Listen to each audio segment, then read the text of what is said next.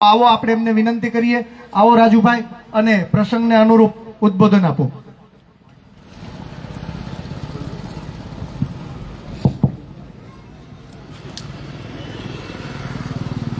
અહીંયા મંચસ પર બિરાજમાન પ્રદેશ પ્રમુખ ઈસુદાનભાઈ, મહામંત્રી મનોજભાઈ, સાથે જ રાજુભાઈ સોલંકી અને તમામ પ્રદેશની ટીમ, સાથે જ અહીંયા વિસાવદર વિધાનસભામાંથી અને જુનાગઢ જિલ્લામાંથી પધારેલા મહાનુભાવો, સાથે જ જે મોટી સંખ્યામાં પરિવર્તનનો સંકલ્પ કરી અને આજે કાર્યાલયના ઓપનિંગ પ્રસંગે આપણે બધાએ જ્યારે મળવાનું થયું છે, એક સંકલ્પ લઈ અને અહીંથી છૂટા પડવાનું છે, ત્યારે કાર્યક્રમને આગળ ધપાવતા પહેલા બે હાથ ઊંચા કરી ભારત માતાની જય બોલાવીએ અને પછી જે કાંઈ મારે વાત થોડી મૂકવાની છે આપની સમક્ષ, એ વાતને આગળ વધારીએ. બોલો ભારત માતા કી જય! જવાન જય જવાન! થોડુંક વધી જાય તો ધીમું કરતા રહેજો. અહીંયા પહેલા તો વિસાવદરની જનતાને અને વિસાવદરના મતદારોને ખરેખર જ્યારે અમે આ શાસક પક્ષની સામે લડીએ તો અમને પહોરો થતો હોય કે ઘણા લોકો વેચાઈ ગયા, અમે નથી વેચાણા, અમે હજુ અડીખમ ઊભા છીએ, અમે કાયમ માટે આ લોકોની સામે લડવાના છીએ, આવું અમે ગર્વ અનુભવતા હોઈએ. પણ જ્યારે વિસાવદરનો ઇતિહાસ ચેક કરીએ ત્યારે ઈસુદાનભાઈ, તમે એસકે ને કહી દેજો, 2-4 બોટલો પાણીની અહીંથી ભરતો જાય, જ્યારે થાક લાગે ને તેથી આ વિસાવદરનું પાણી પીજો, થાક ઉતરી જાય છે.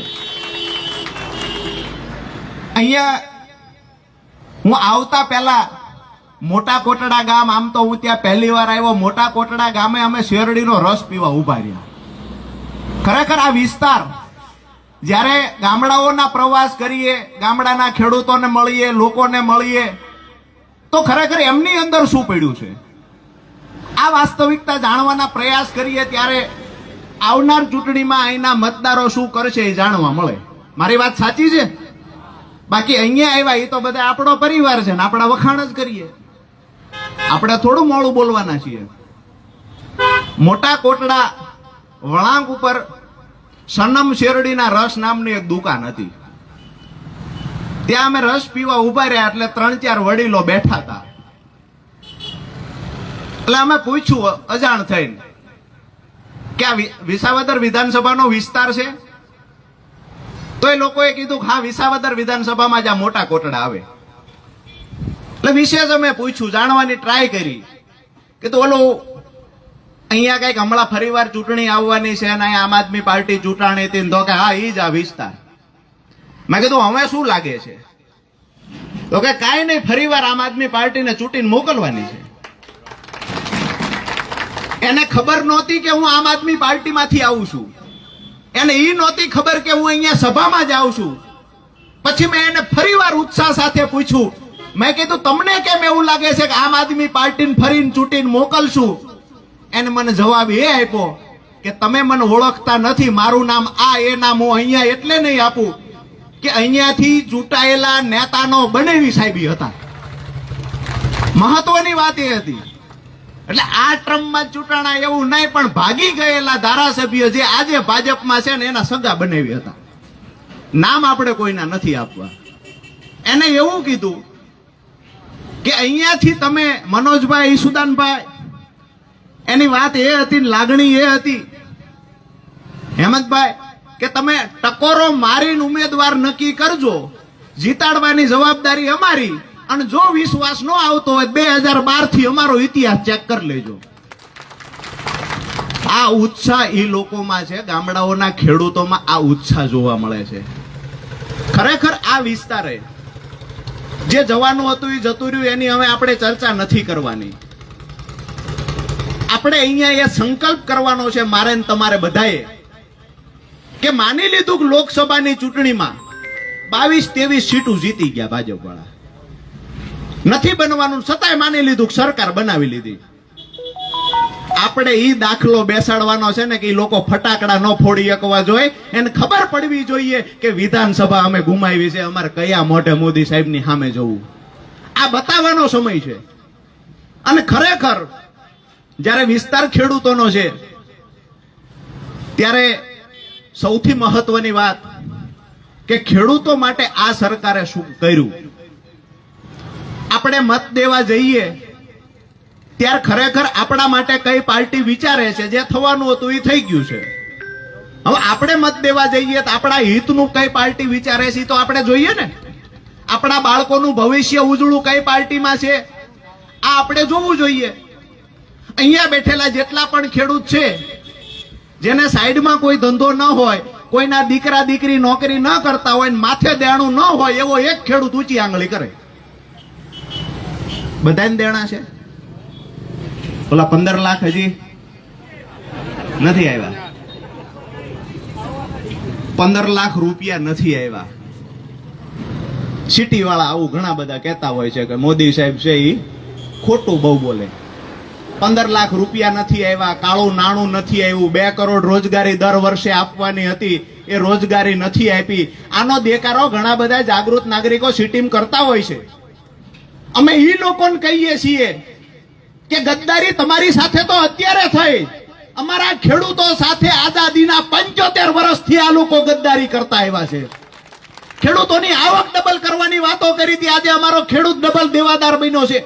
ખેડૂતોના જે હિતની વાત કરતા, અહીંયા આ વિસ્તારમાં દરેક ઘરનું પાકું મકાન બનાવવાની ગરીબોની વાત કરતા, આજે ચોટીલા તાલુકામાં, સુરેન્દ્રનગર જિલ્લામાં ચોટીલા તાલુકાનો એક પટ્ટો એવો છે કે જ્યાં 75% મકાન આજ પણ કાચા છે.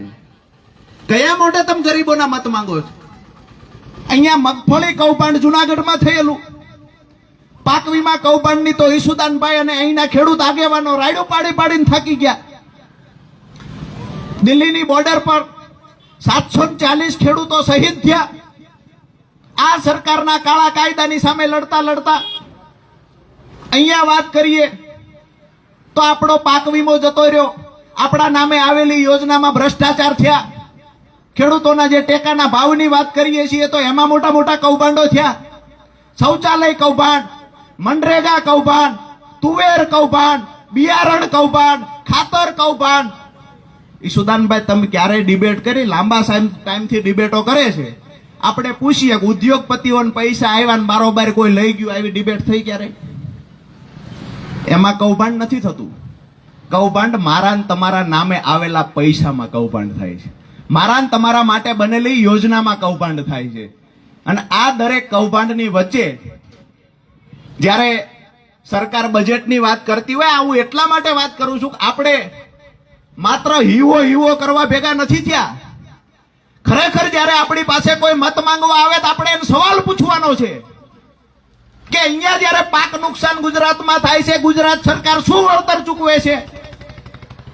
જ્યારે આંદોલન કરીએ ત્યારે માત્ર પ્રતિ હેક્ટર 6,800 નું વળતર ચૂકવે.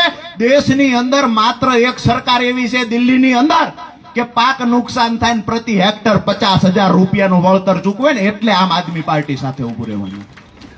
ગુજરાતની અંદર દિવસે દિવસે નિશાળો બંધ થતી જાય છે અને સારામાં સારા વિકસિત દેશના પ્રધાનમંત્રીઓને દેશ આપણા ભારત દેશની નિશાળો જોવા આવવું હોય ને તો દિલ્હીમાં આવવું પડે છે. જ્યાં ધારાસભ્યનો મંત્રીનો દીકરો જે બેન્ચ ઉપર બેસીને ભણે ત્યાં જ આપણા ખેડૂતનો દીકરો ભણે. આ નિર્માણ આમ આદમી પાર્ટીએ કર્યું છે. શા માટે મત આપવો પડે? સારામાં સારી આરોગ્યની વ્યવસ્થા આમ આદમી પાર્ટીએ કરી છે. ખરેખર એક સારા વિચારની, જે આપણા બાળકોના ઉજળા ભવિષ્ય માટેની એક મિસાલ લઈને આમ આદમી પાર્ટી હું તમે બધા નીકળ્યા છીએ. આપણી છાતી તો ગજગજ ફૂલવી જોઈએ જ્યારે મત માંગવા જઈએ ત્યારે કે તમારા બાળકોના ઉજળા ભવિષ્ય માટે અમે લડીએ છીએ. મેં જોયું છે અહીંયાથી ઘણા બધા ખેડૂતો આંદોલન કરતા હોય, ખેડૂત આત્મહત્યા કરે આર્થિક સંકળામણના કારણે. 26 માંથી એક પણ ભાજપના લોકસભાના સાંસદ, એક પણ વ્યક્તિ એવો મને બતાવો કે જેને શ્રદ્ધાંજલિ પાઠવી હોય. દિલ્હીની બોર્ડર પર 740 ખેડૂત શહીદ થયા. એક બે લીટીમાં કોઈએ ટ્વીટ કરીને શ્રદ્ધાંજલિ નથી પાઠવી. કયા મોઢે ખેડૂત પાસે આવી શકે? આપણા બાળકોને નોકરી મળી જશે એવી ખબર પડી તો વારંવાર પેપર ફોડવાનું કામ કર્યું, આપણા બાળકોને નોકરીથી વંચિત રાખ્યા. આપણી મહિલાઓ જે ખરેખર ખેડૂતોના અને પશુપાલકોના ઘરે વહેલા 4 વાગે જાગીને જે બહેનો કામ કરે રાતના 10 વાગ્યા સુધી, એને જ્યારે એની દીકરીના દીકરાના લગ્ન આવે ને ત્યારે બહારથી દેણું કરવું પડે છે. આ પીડા આમ આદમી પાર્ટીની છે. એ લોકો માટે આપણે લડવા નીકળ્યા છીએ, માત્ર રાજનીતિની વાતો કરવા નથી આવ્યા. આપણે અહીંયા બેઠા બેઠા તાળીઓ પાડીએ છીએ. વાત સમજવા જેવી છે કે બહારથી અંબાણી પરિવાર કોને અજીતભાઈ લાવ્યા હતા નાચવા માટે? રેહાના. લોકોએ ચલાવ્યું કે એને ભારતને ગરીબ કીધો તો અહીંયા મુકેશભાઈ એને નચાવી, મુકેશભાઈ 75 કરોડ દઈને લઈ આવ્યા ને આપણે તાળીઓ પાડીએ છીએ. દુઃખ થવું જોઈએ. 14 લાખ કરોડ રૂપિયા ઉદ્યોગપતિના આ સરકારે માફ કર્યા છે ને એ પૈસા એ હતા કે મારા ને તમારા બાળકોને સારું શિક્ષણ મળે, આપણને સારી આરોગ્યની વ્યવસ્થા મળે, એના માટે પ્રાથમિક સુવિધાઓ મળી રહે, એના માટેના પૈસા ઉદ્યોગપતિઓને આપી દીધા. ની રિહાના નચાવે છે અને આપણે તાળીઓ પાડીએ છીએ. અહીંયાના જ આપણા સૌરાષ્ટ્રના એક મંત્રી શ્રી, કેન્દ્રીય મંત્રી, લોકસભાના ફ્લોર પરથી વાતો કરે છે. વાતો તમે વિડીયો પણ જોયો હશે. ખેડૂતનો અવાજ કોઈ નહીં દબાવી શકે. કોણ છે માઈનો લાલ જે ખેડૂતનો અવાજ દબાવે? અરે મંત્રી સાહેબ, ગુજરાતમાં ખેડૂતના ગળા દબાવવાનું કામ ભાજપે કર્યું છે. અનેક ખેડૂતોએ આત્મહત્યા કરી છે. જસદણ માર્કેટિંગ યાર્ડમાં ખેડૂત પોતાના શરીર ઉપર કેરોસીન ને પેટ્રોલ સાટીને દિવાસળી મૂકે છે. ભાજપના નેતાઓના કારણે હું આત્મહત્યા કરું છું, મારી શહીદીને હેળે ન જવા દેતા. એક પણ ભાજપના નેતા ખરખરે નથી ગયા. એક પણ નેતાએ ટ્વીટ નથી કર્યું. તમે કયા મોટે ખેડૂત પાસે આવો છો? લખીમપુર ખીરીની અંદર તમારા નેતાઓ ખેડૂતનું આંદોલન ચાલે છે ને એની ઉપર ગાડીઓ ચડાવી દે. છતાંય 3 મહિનામાં છૂટી જાય છે, કોઈ કાર્યવાહી નહીં. થોડીક તો પીડા ખેડૂતના દીકરા તરીકે મને ને તમને થવી જોઈએ. દરેક દુકાનદારોને, વેપારીઓને પીડા થવી જોઈએ. જ્યારે પણ કાંઈ પણ નિર્ણય આ સરકારે લીધો છે જેનાથી આપણને નુકસાન સિવાય કાંઈ મળ્યું નથી. જે લોકો વાતો કરતા કે અમે ખેડૂતો માટે આવક ડબલ કરીશું, એ લોકોને કહીએ છીએ કે અહીંયા બિયારણ ડુપ્લિકેટ મળે છે, તમારામાં તાકાત હોય તો રોકાવી દો. અમને સમયસર ડીએપી ખાતર નથી મળતું, સમયસર યુરિયા ખાતર નથી મળતું, તમારામાં આવડત હોય તો સમયસર અપાવી દો. સિંચાઈનું પાણી તો બધાને આવતું જ હશે. કલ્પસર તો 78માં સપનું બતાવ્યું છે. 250 કરોડ રૂપિયા તો સર્વેમાં થયા છે. કલ્પસર યોજના અંતર્ગત ભાવનગર થી લઈને જુનાગઢ સુધી તમામ વિસ્તારને સિંચાઈમાં આવરી લીધા છે. પાણી નથી પહોંચ્યું. રાજુભાઈ, કલ્પસર થઈ ગઈ. કલ્પસર યોજનાના નામે 250 કરોડ રૂપિયા ઉડાડી મૂકવામાં આવ્યા. આ વિસ્તારને સપનું દર વર્ષે બતાવવામાં આવ્યું. આજે પણ બજેટમાં કલ્પસરનું બજેટ અલગથી ફાળવવામાં આવે છે. કઈ જગ્યાએ કલ્પસર બનાવવાની ને એનું ખાતમુહૂર્ત નથી કરી શક્યા. કયા મોઢે મત માંગે છે? નથી તમને સિંચાઈનું પાણી આપ્યું, દિવસે દિવસે ઉલટાના દેવાદાર બનાવ્યા, નથી તમને ટાઈમે ખાતર આપતા, નથી તમને ઓરિજિનલ બિયારણ આપતા, નથી તમારા માટે કોઈ યોજના લાવ્યા. કેવી રીતે મત માંગવા આવી શકે? એક વિડીયો મેં જોયો હતો. માન્ય મંત્રી સાહેબ જે ખરેખર લોકોને બહુ હસાવે છે, સૌરાષ્ટ્રના જ છે. પરસોત્તમભાઈના વિડીયો ક્યારેક જોતા હશો. હા, ખૂબ સારી સારી વાતો કરે છે વિડીયોમાં આવીને. અમે આમ કરીએ છીએ, અમે તેમ કરીએ છીએ, કે ખૂબ અમે ફિલ્ડિંગ ભરી, તમે ફિલ્ડિંગ ભરો, આવું ઈ કહેતા હતા. અમને સારો બેટ્સમેન મળ્યો, તમે ફિલ્ડિંગ ભરો. વિનંતી કરીએ છીએ કે આ ફિલ્ડિંગ કોઈ નેતા નથી ભરતા. તમારો બેટ્સમેન અમારા ખેડૂતોના, મહિલાના માથા પર બેટના ધોકા મારે છે, એને અટકાવો. તમારો બેટ્સમેન દડા ઉપર ફટકા નથી મારતો. તમારો બેટ્સમેન અમારા બેરોજગાર યુવાનોના માથે ફટકા મારે છે, અમારી મહિલાઓ માથે ફટકા મારે છે, અમારા ખેડૂતો માથે ફટકા મારે છે. તાકાત હોય તો અટકાવો, નહીતર એક સમય આવશે બોલ અમારા હાથમાં આવે ને જો 3 વિકેટો પાડી ન દઈએ, તમે કહેજો. આવનાર સમયમાં જ્યારે જ્યારે પણ ખેડૂતો લક્ષી વાત હોય તો જમીન સંપાદનના કાયદામાં પણ આ સરકારે ફેરફાર કર્યો છે. ખેડૂતને જે વળતર મળતું એનું વળતર કેમ કરીને ઓછું અપાવી શકાય. ટ્રાન્સમિશન લાઈન જે નીકળે છે એમાં પણ ફેરફાર કાયદાઓમાં કરવામાં આવ્યા કે કેમ કરીને ઓછું વળતર ખેડૂતને અપાવી શકાય. ભૂતકાળમાં અંગ્રેજો હતા ત્યારે ટેલિગ્રામ એક્ટ 1885માં બનાવવામાં આવ્યો. ત્યાર પછી નાના મોટા સુધારા વધારા થયા. આ વાત અત્યારે જરૂરી નથી, પણ છતાંય શું કામ કરીએ છીએ કે જ્યારે ખેડૂતના નામે વાહિયાત વાતો લઈને કોઈ નેતાઓ આવે તમે એને કહી શકો. આપણો કાર્યકર ગામડામાં જાય છે તો આપણો કાર્યકર વાત મૂકી શકે. 2003 સુધી ખેડૂતોના હિતમાં કાયદાઓ બનેલા હતા. 2017માં કાયદાની ઉપર વર્ધન પરિપત્ર લઈ આવ્યા. કેટલાય ખેડૂતો એવા છે કે જેના ઊભા પાકમાં જેસીબી ચલાવીને વળતર ચૂકવા વગર આજે કામ થાય છે. આ માટે આપણે એને ચૂંટીને મોકલ્યા છે. જમીન સંપાદનની વાત કરીએ તો એમાં પણ વળતર ઘટાડી દેવામાં આવ્યું છે.